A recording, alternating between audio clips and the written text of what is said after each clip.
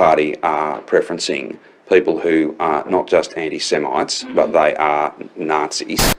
And we ought to stop using this neo-Nazi tag, Nazis. That's who's getting preferences from the Liberal Party. Okay. So, Clive, I understand that the Premier is outraged that the Liberals in some seats are preferencing you guys over Labor because you guys are Nazis. What's your answer to that? Well, the only Nazi in this state, of course, is Dan Andrews. So he's the one that shot people in the backs for expressing their opposition.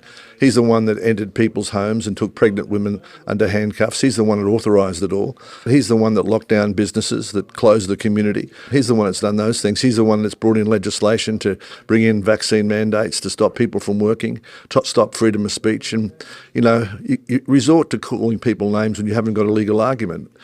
Governments may rise and fall, but ideas go on forever. And this election should be about ideas, about what Victoria can do to be better. Now, Dan Andrews was Health Minister from 2008. Our health system's in a tremendously bad situation. And just to clarify, how many Orthodox Jews does Labor have running? None. Oh, okay. And how many do you guys have running in the upper house? In the upper house, we've got 16 people running, and we've got a couple of Jewish people running in our election, but they're running as Victorians because, But are they just so we know? This is who Daniel Andrews is classifying as Nazis. He is. That's right, and it would be a direct affront to those candidates given the history that's taken place for them to, and it's such insensitivity. It's the idea of attacking people and hurting them, and thinking you can shut them up. But freedom calls out very loudly to Victorians, and it tells them that their right to votes and their rights as Australians still exists.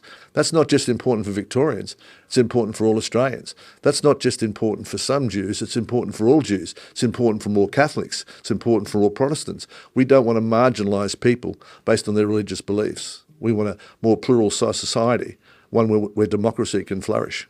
And if UAP do hold the balance of power, will you ever instruct Victoria Police to hold a synagogue in siege to stop the worshippers from going in there to pray on the holiest day of the Jewish calendar? Of course not, and we wouldn't stop a Christian church or a Hindu church at all. I mean, religious freedom is an important tolerance, and I think, that's recognised.